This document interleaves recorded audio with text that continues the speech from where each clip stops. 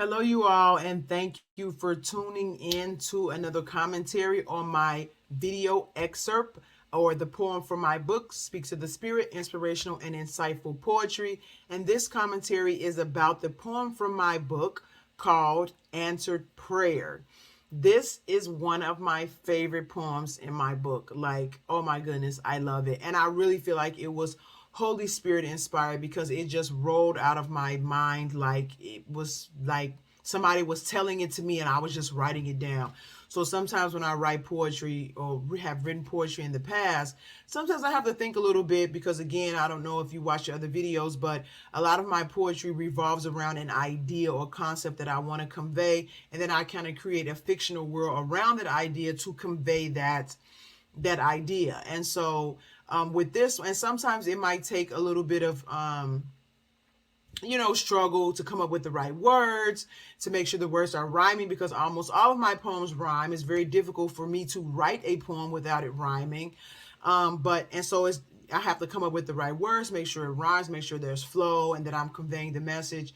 And sometimes it can be a little bit of work. But with this one, it just rolled out. Like, I didn't have to really put that much work into it at all.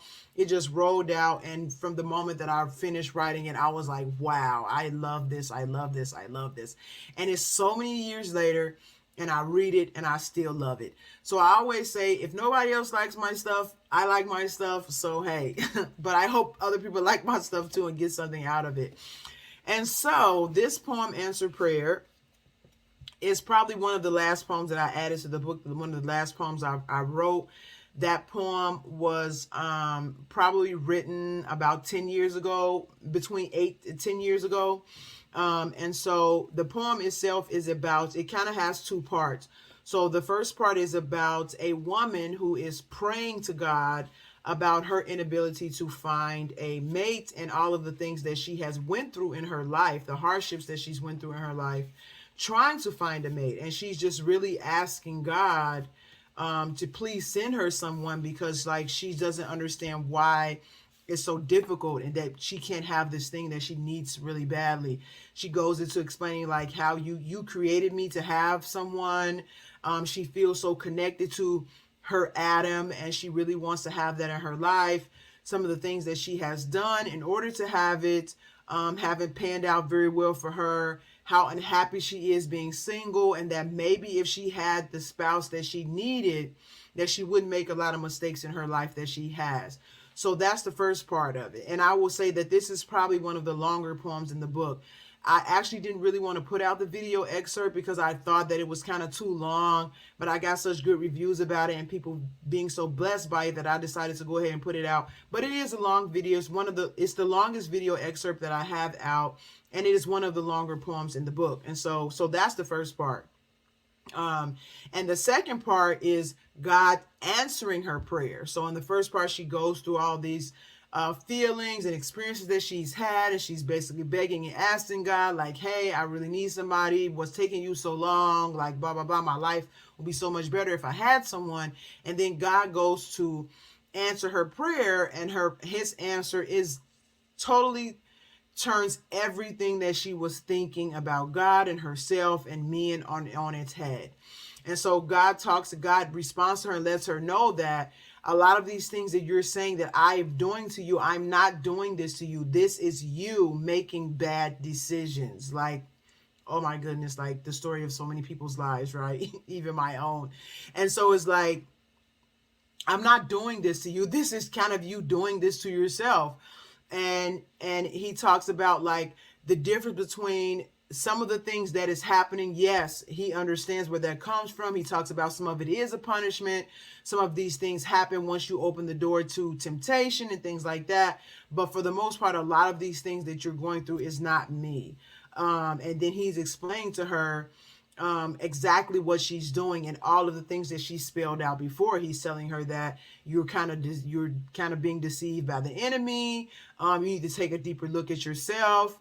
That I have been trying to send you somebody, but all these things that you talked about in the beginning of the book actually are revealed to be distractions and pulling her away from God and where he's trying to lead her to give her the husband.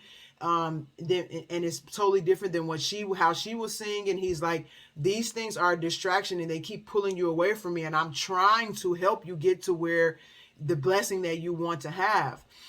He also talks about that she needs to, that for all the things that she's praying for, the spouse that she wants to have, that if for this thing in her life, her marriage is not going to be as good as she thinks it's going to be. And so he's saying, like, you have to conquer these things, because actually what's going on with you is that you're not necessarily chasing a spouse. You're letting the enemy play with you and toy with you and play with your heart and play with your mind, and you continuously keep falling for it. And if you can't conquer this now, he's going to do the same thing to you when you get married, and that's what I'm trying to prevent from happening. So I really, really need you to get this now while you're single. And so he talks about that. He tells her that her problem is not men, that it's the enemy and what he's doing to her on the spiritual side that she can't see. He also lets her know that that love that you want so badly, it actually doesn't even come from men. It comes from me. That's my love. And so that desire that you have is not for a man, it's for me. And I've been waiting and waiting for you to see that. And so you go and you draw contrast with the first part of the poem where she's praying and asking God for all these things. And it's like her focus is totally on the guy. But then you see the love and the patience of God, that even while she's so focused on a spouse and doing all these things for a spouse, God has just been sitting back waiting for her to pay attention to him. He's like giving her the space and the time. Is like, I'm waiting for you to figure this out. So while she's vying for a man's love, God is sitting there patiently vying for her love and waiting for her to see him. So it's a great contrast. Like, oh, I love it. I love it. And so he says, I'm waiting for you to get fed up and break free and stop searching for a man, but instead search for me. And I really like the ending of this poem, because he says he's waiting for her to dig deeper, to dig deep and then deeper, so you will find that the love that you long for is not his, but it's mine. And then he says, but mine is not about just feeling good, but reclaiming your throne of divine womanhood. And so I love this poem. I just can't say it enough. It speaks to me, even though I'm married now and I'm not in that situation. I was single before, and I did have my experiences where I really wanted a spouse, and I'm praying and sometimes making stupid mistakes in order to get a spouse. But the prayers of the woman in the book is kind of compiled of a lot of women that I've seen. So it's not like I went through all of those things, or one specific woman I know went through all of those things, but I'm looking at all the experiences of women overall, and I'm compiling them into this character who's doing all these different things to get a spouse. Because in the beginning, she talks about how she tried to fix herself up and makes herself look good. And you have a lot of women who do that. Like, they really go the extra mile to try to attract a man, even to the point of hurting themselves. For example, high heels, we already know they're not very good for us, our posture and everything like that. And they hurt a lot of women's feet a lot, but we still put on those things in order to look sexy, to look appealing, to attract attention and men to us. And so, I have that aspect. I have the aspect of the woman who,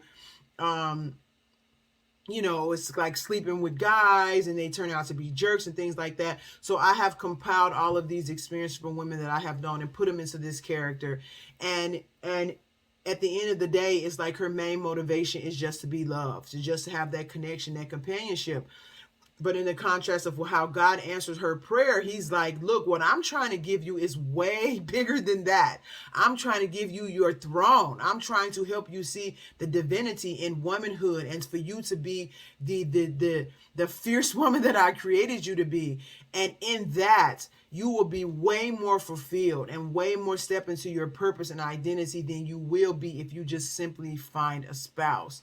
And so, oh my goodness, like, God is so good. I love it, because the book, like I said, it just flowed through me. And I really feel like God was using this poem to just speak to women in general, because a lot of the times our focus is on like kind of stuff that we see and what we think will fix us. And God is kind of waiting for us to stop chasing those things and pay attention to him, because he's trying to give us something that's 50, 100, 1,000 times greater than what our attention is so focused on.